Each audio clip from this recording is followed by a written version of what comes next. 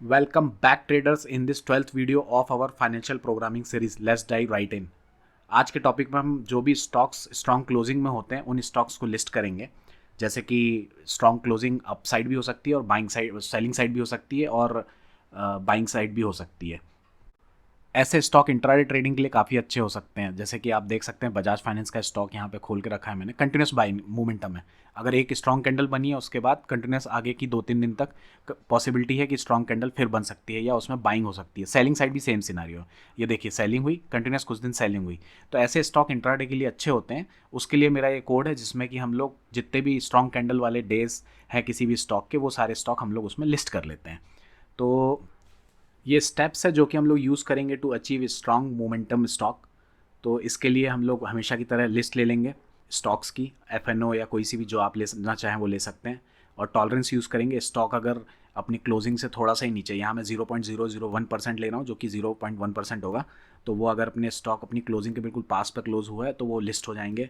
और वही क्लोजिंग की कंप्लीट डिटेल्स ले लेंगे हम लोग और स्टॉक हाई ले लेंगे, स्टॉक लो ले लेंगे, उसके बेसिस पे हम लोग हमारा कैलकुलेशन कर लेंगे। इसके साथ ही ये सब स्टेप्स के थ्रू हम लोगों को हमारा डेटा मिल जाएगा। अब मैं कोड दिखा देता हूँ। कुछ पार्ट मैंने ऑलरेडी लिख के रखा है, जैसे कि हमारी फाइल नेम हो गई, ये हमेशा हम लोग यूज़ करते हैं। कैपिटल मार्केट यूज़ करते हैं, पांडा वाई फाइनेंस यूज़ करते हैं हम लोग। इसके साथ ही वार्निंग्स को हटाने के लिए मैंने ये यूज़ करके रखा है। और मैं यहाँ पे एफ एन ओ स्टॉक्स की लिस्ट निकाल रहा हूँ। आपको चाहिए तो आप निफ्टी फिफ्टी के स्टॉक्स की लिस्ट निकाल सकते हैं या सारे स्टॉक्स की लिस्ट निकाल सकते हैं। सिर्फ ये 2 लाइन सिंबल वाली चीज़ें जो चेंजेस हैं वो बस आपको बेसिकली करनी होंगी। तो अब हम लोग यहाँ पे देखते हैं, हमारा कोडिंग स्टार्ट करते हैं। तो एक फंक्शन बना लेता हूँ मैं। तो फंक्शन का हमारा नाम हो जाएगा get stocks close near high और लो। इस तरह से हम लोग फंक्शन नेम ले लेते हैं हमारा। और इसमें मैं बेसिकली पास करूँगा, सिम्बॉल्स पास कर लूँगा, जैसे कि सिम्बॉल्स हमने ऑलरेडी पहले निकाल लिए हैं। और टॉलरेंस भी पास कर लेते हैं जो कि 0.01% होगा। ओके, इसको एक मैक्रो डिफाइन कर लेते हैं ताकि अगर आपको इनकेस मान लीजिए 0.02% चाहिए या 0.3% चाहिए या 1% पे क्लोज हुआ ऐसा चाहिए, तो आपको सिर्फ ये एक लाइन चेंज करनी होगी और आपका जो जो लिस्ट होगा वो कोड एज इट इज़ दे देगा। अब ये मैंने टॉलरेंस डिसाइड कर लिया है। इसके बाद हम लोग हमेशा की तरह एक लिस्ट ले लेते हैं जिस लिस्ट में हम हमारा डेटा स्टोर करेंगे। तो वो लिस्ट मैंने यहाँ पे ले ली है। इसके बाद हम लोग फॉर लूप जो है उसको एग्जीक्यूट कर लेते हैं। सारी लिस्ट जो स्टॉक्स की हमारे पास है उस लिस्ट से एक एक स्टॉक्स के लिए हम लोग एग्जीक्यूशन कर लेंगे। उसके लिए मैंने फॉर लूप लिख लिया है। इसके बाद डेटा डाउनलोड करने के लिए हम लोग वाई फाइनेंस की जो डाउनलोड एपीआई यूज़ करते हैं वो मैं यहाँ पे यूज़ कर रहा हूँ।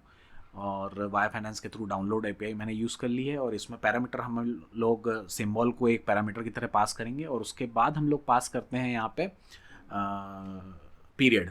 और सिंबल के साथ पोस्टफिक्स आपको पता ही है, .ns मेरे को हम लोगों को पास करना रहता है क्योंकि हम लोग याहू के एपीआई यूज़ कर रहे हैं जो एनएससी के लिए यूज़ करते हैं .ns।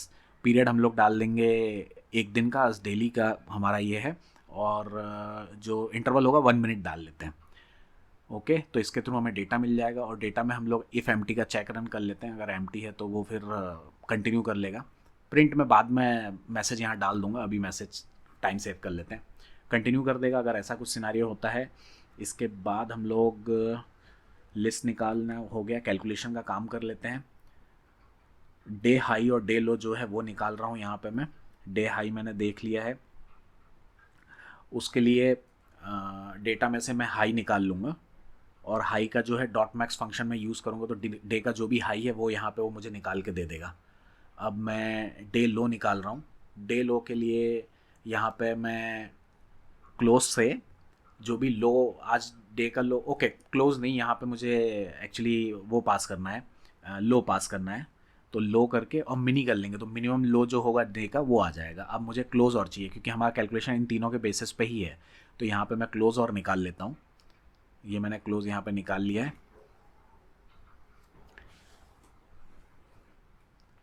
अब इसके बाद जो टॉलरेंस का कैलकुलेशन है वो मैं यहाँ पे कर ले रहा हूँ ताकि उस रेंज तक अगर वो स्टॉक हो रहा है तो वो हमारी लिस्ट में आ जाएगा। तो ये टॉलरेंस का मैंने कैलकुलेशन कर लिया है। हाई टॉलरेंस और लो टॉलरेंस दोनों हम लोगों को यहाँ निकालने पड़ेंगे। तो जो हाई टॉलरेंस होगा उसका जो भी हाई वैल्यू है आज की मल्टीप्लिकेशन टॉलरेंस कर देंगे जो कि 0.001% है।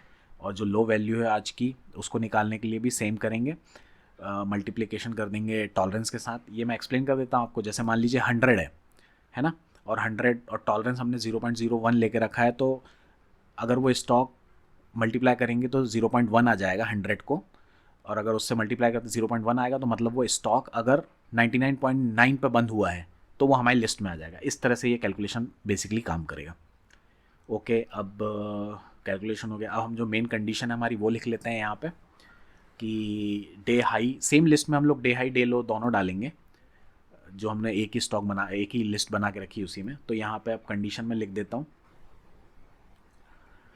अगर क्लोज जो है ग्रेटर देन इक्वल टू है आज के हाई माइनस टॉलरेंस से, तो वो लिमिट आ जाएगी हम लोगों को। और उस केस में हम लोग जो हमारा मैप है उसके अंदर ये डिटेल डाल देंगे, सॉरी लिस्ट है बेसिकली ये।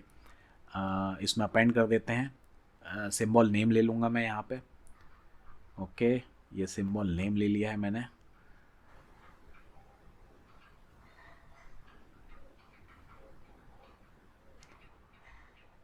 सिंबल अब यहाँ पे ले लेता हूँ मैं, डे क्लोज ही ले लेते हैं। डे हाई और डे लो अगर आप चाहें तो प्रिंट कर सकते हैं, मैं यहाँ पे प्रिंट नहीं कर रहा हूँ, मैं यहाँ पे सीधे डे क्लोज प्रिंट कर रहा हूँ।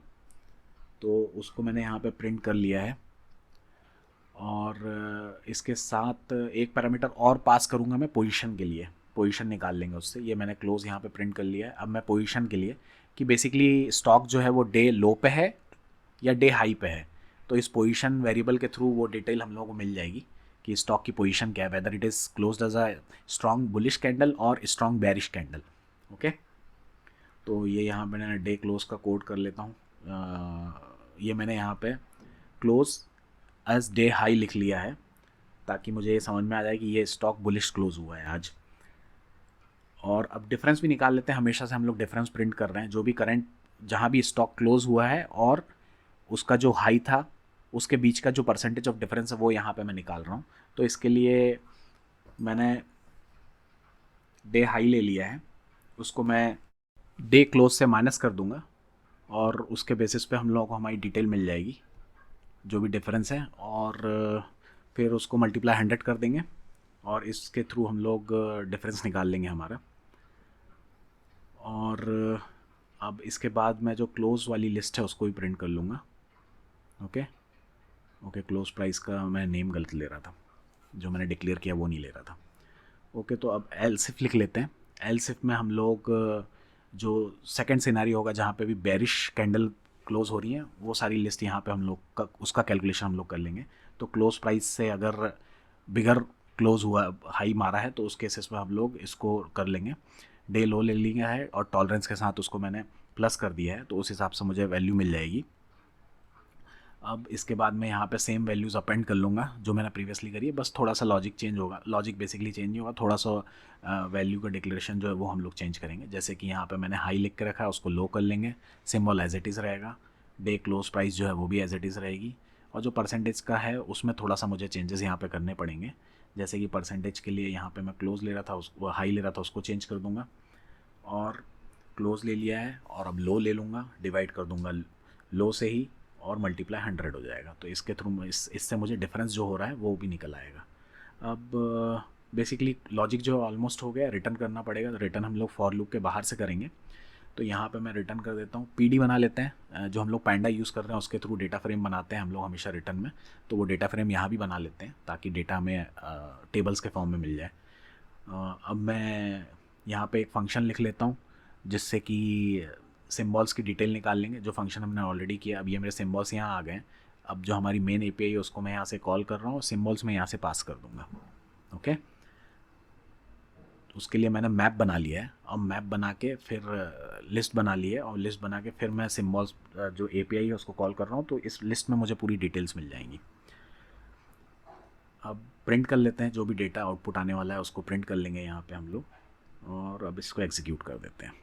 कोड आप लोग देख सकते हैं, और सारा कोड मैं मैंने वो बना लिया है, ड्राइव बना ली, उसमें डाल दूंगा। ओके, तो इस कोड को एग्जीक्यूट करते हैं।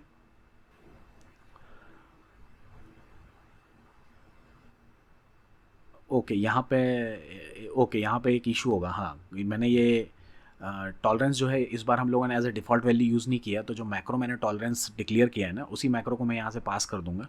डिफ़ॉल्ट वैल्यू वहाँ पे डालते, एज अ डिफ़ॉल्ट वेरिएबल डालते तो वो पास हो जाता, पर यहाँ नहीं होगा, तो वो करके मॉडिफाई करके चेंजेस मैंने फिर रन कर दिया। अब ये हमारा डेटा भी आ चुका है।